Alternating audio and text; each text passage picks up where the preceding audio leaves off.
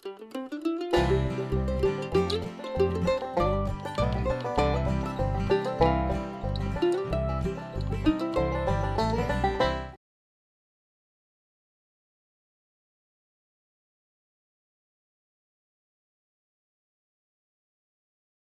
right, we're live here with Mr.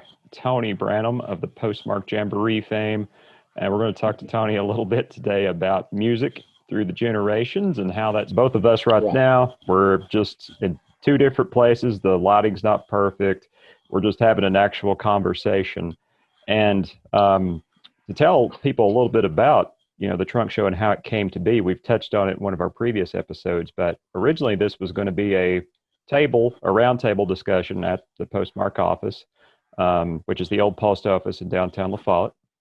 And we were just going to bring people together to have discussions about the community and some of the major issues here and how we want to address them, highlight the good things, and kind of build upon that as a community. But once the COVID pandemic hit, we kind of had to redo the idea. And so we decided, our whole goal is trying to listen to people and get people involved locally. And if people have to be at home, how can we reach them? And what we decided to do is to do this trunk show idea where we can go to WLAF. It can be beamed into your home.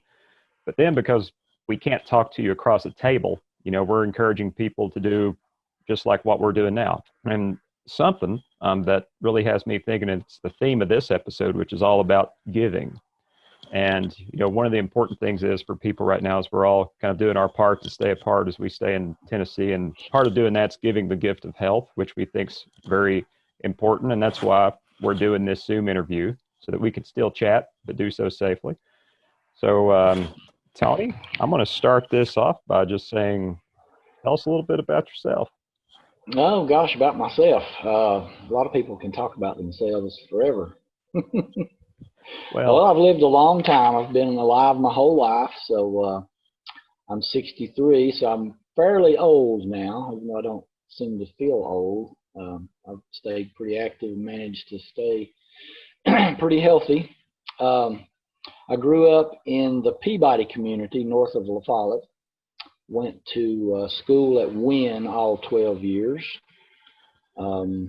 After Wynn, I went to Tennessee Tech for what turned out to be 5 years. I got involved in their co-op program, which basically you went to school for a whole year, and then you worked somewhere for a year, and then you just repeated that until you got through. So it took a little longer to get out of school because I messed up my flow of classes a time or two there, and took actually, I think, about 5.5 years to get out. So I graduated in, I believe it was December of '81, and went to work where I was co-oping down at Oak Ridge at K25, which that plant is no longer there, but a lot of people may remember that as the old gaseous diffusion plant. As far as music goes, I got interested in music. I've been trying to think, what really got me interested in music? What was my first recollections of really wanting to play music or be involved in music? And I think it goes back to when I was probably early high school age. There was a local gospel bluegrass band, Carl Capps, who you may know from our Jamboree stage. Him and his son Mason have been on our Jamboree a few times. He was like, I guess around 12 years old, maybe at the time, 10, 11, 12. And his family had a local based gospel bluegrass band. His dad, Marcus Capps, played guitar.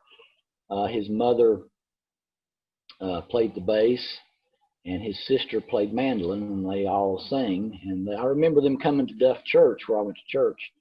And probably around that age, early high school or something, and that was probably my first real exposure to live acoustic bluegrass music. I mean, I had seen people play guitar and sing at church. The piano is always a part of our historical church music around here, probably the main part of it. But to see somebody play a guitar or play mandolin or whatever and sing, that was something that caught my eye and my ear.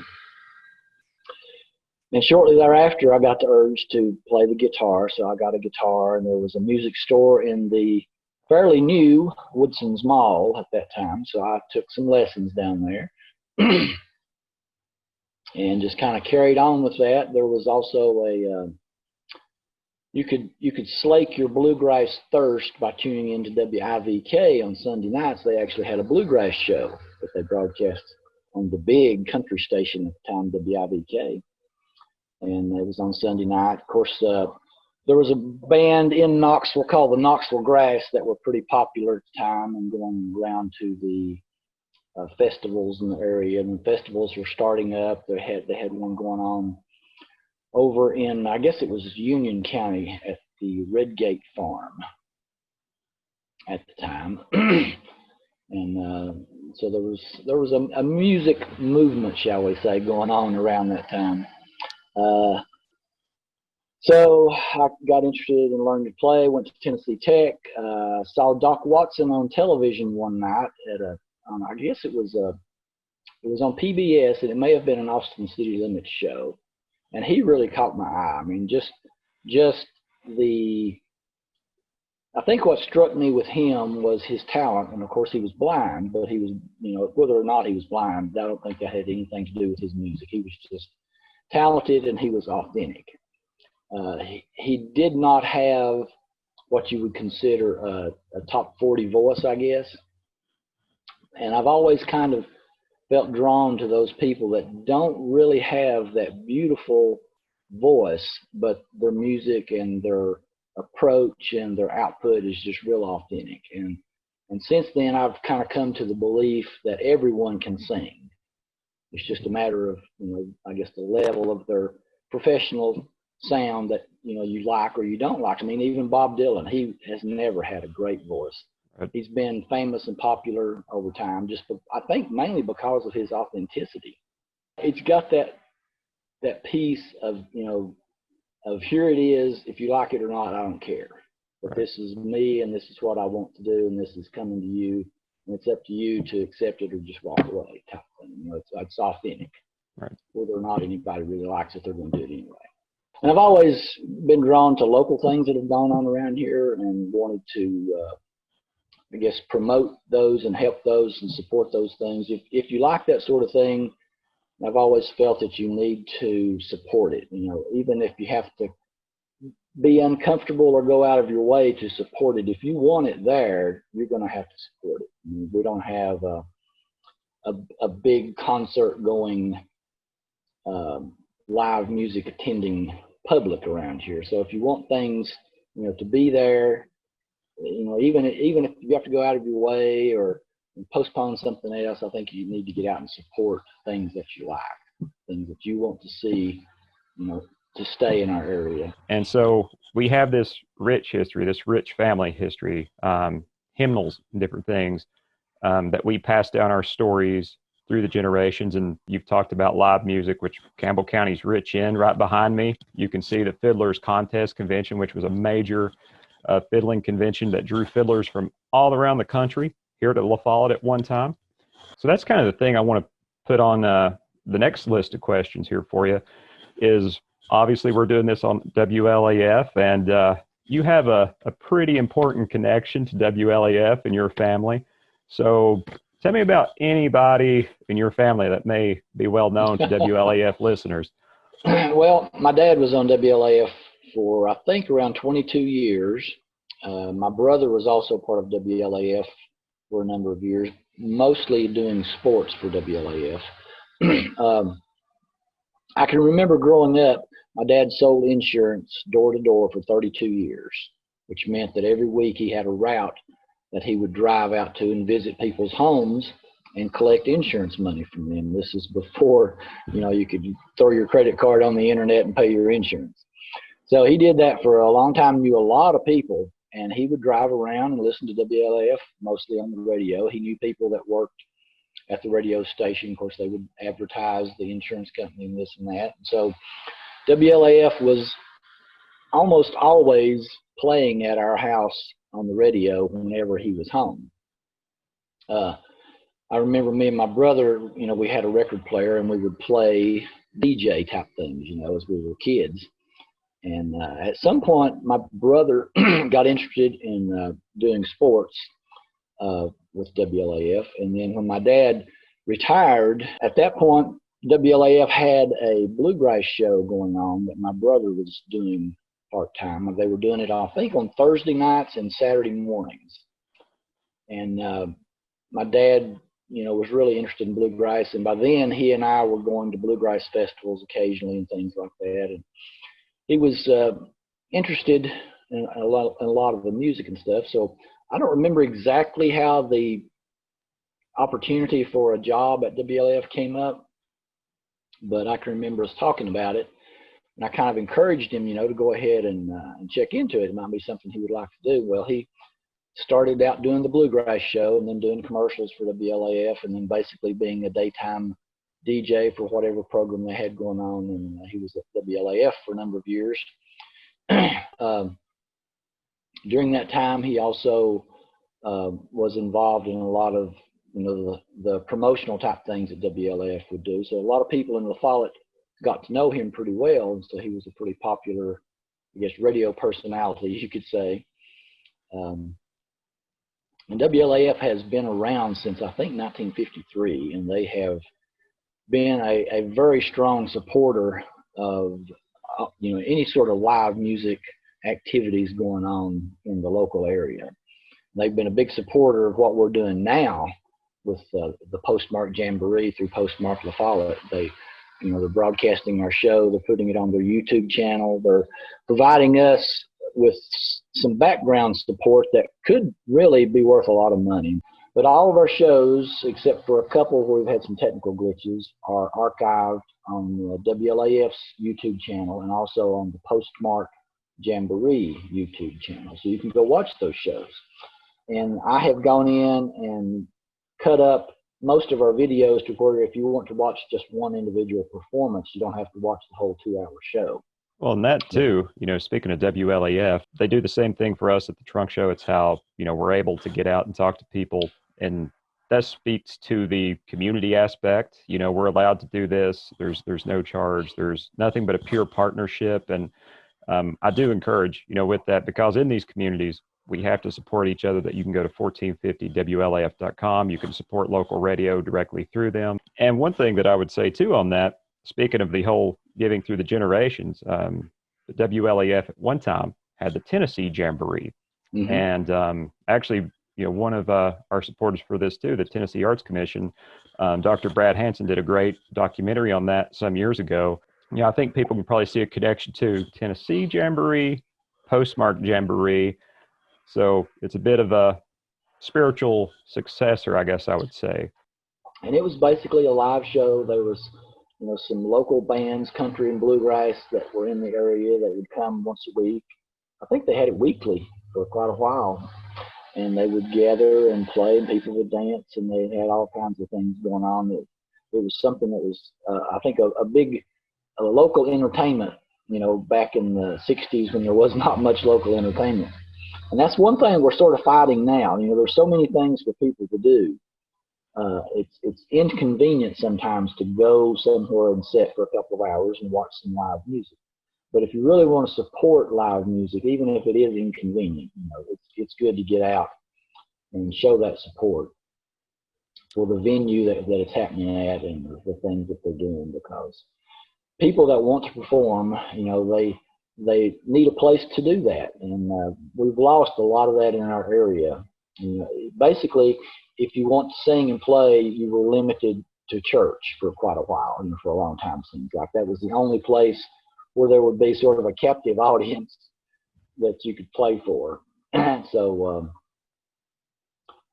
we've kind of tried to give the Jamboree stage that as to be the place where people that want to perform can come and do that. To kind of turn it back to something you mentioned before, and it is a big part of the generations here, is, hymnals, church music. Traditionally, I think most people around here, when you think of music, maybe you do think of Mountain Heritage. Maybe you do remember the Tennessee Jamboree. Maybe you're getting into the Postmark Jamboree. But I think for most people, they're used to every Wednesday or Thursday or Sunday going to church, and some folks are singing. So you touched on it a bit before about, how growing up and being involved in the church was the one platform, but just overall, the importance of, the local, religious community and the church. That's how a lot of young talent's coming up too. And I know with the Jamboree, you've worked with the Roberts sisters, Joseph Hensley, so many more. Many of the bird songs are young. So talk about kind of what you've seen the church kind of being a development of this young talent. Our local churches have, at least all of my lifetime, and even before that, I'm sure, been a place where people could sort of ease into, performing or singing at church. A lot of the young people were always encouraged, to sing or play instruments in the church. A lot of young people that, went on to eventually, like Carl Capps, I mean, he's a great banjo player, great guitar player, fiddle player, singer. He grew up starting in the church with his family, basically. And then his son Mason is a world-class mandolin player, and he, kind of got that down through his family, through his dad and his granddad, and he started in church also. Acoustic music has always been a big part because primarily that's the type of music you had in churches. And like you're saying, a lot of people first pick up their guitar to play this music, and once again, through the generational theme, this is where these folks are kind of unlocking their artistic talent. They're making this connection to other people, and you meet a lot of people. I mean, that's one of the biggest social functions that we have in the town. You make a lot of connections. You get to learn a lot about others, and it's an integral part when we talk about the culture of Campbell County, is the religion and the church here. And a lot of times I don't know that we think of that as kind of artistic or cultural, but when we really think about it, it really is, because that's how so much, like we've talked about, gets passed down. Well, one of the things that stands out is, especially even back in churches or live music locations right now, is you will see young people, like 10 years old, maybe even younger, sitting next to somebody that may be in their 70s and 80s, and they'll be playing music and singing songs that both of them know. It's hard to find places where that wide of an age range can really interact and work together. We see that at the Jamboree. We do have a lot of older musicians. We do have some younger musicians. We've got, you mentioned the Roberts sisters.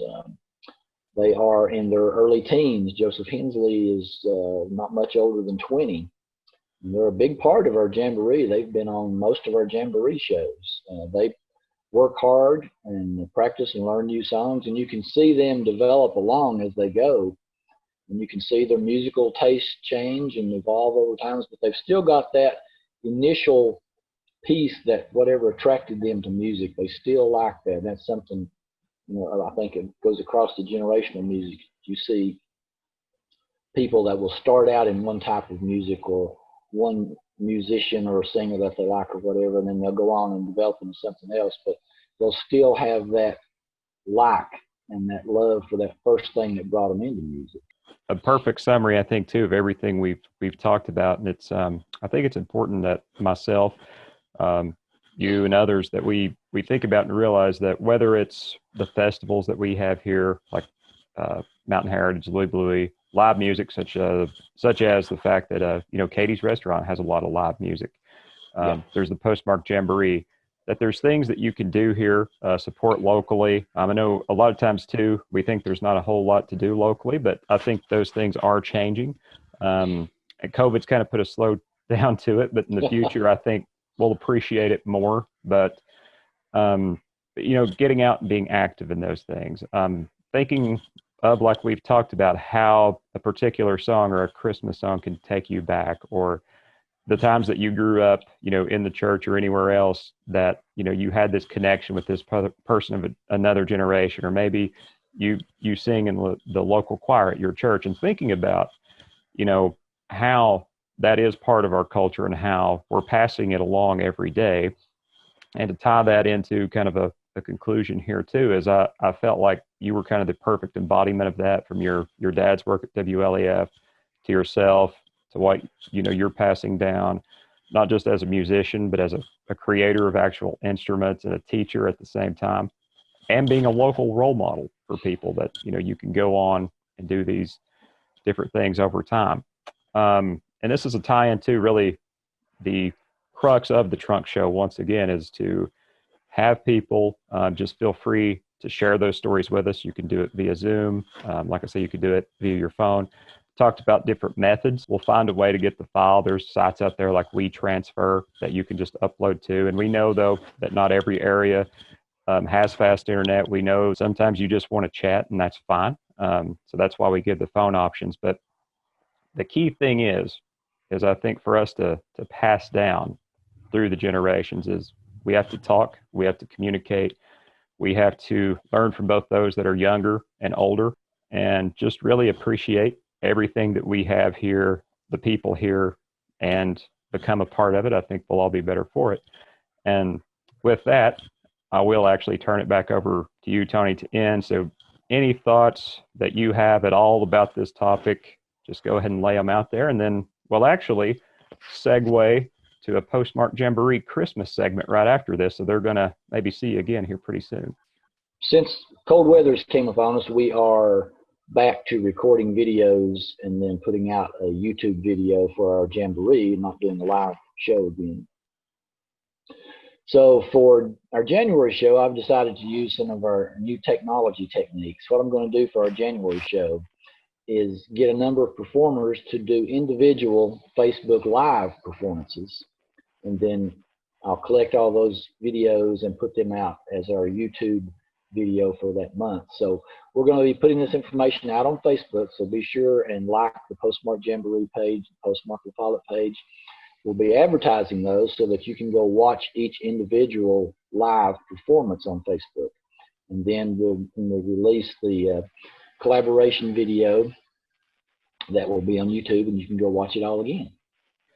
And, with that, I'd like to thank Tony once again. And we will throw up that information of how you can contact us. And even if you're interested in the Jamboree, you can do it through those same sources, and we'll hook you up with Tony.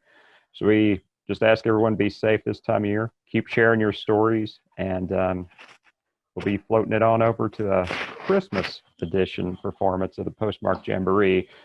Postmark LaFollette is a collaborative creative placemaking project to establish and maintain the Arts, Culture, and History Center within a historic structure in order to strengthen social and economic opportunities for the public through the arts.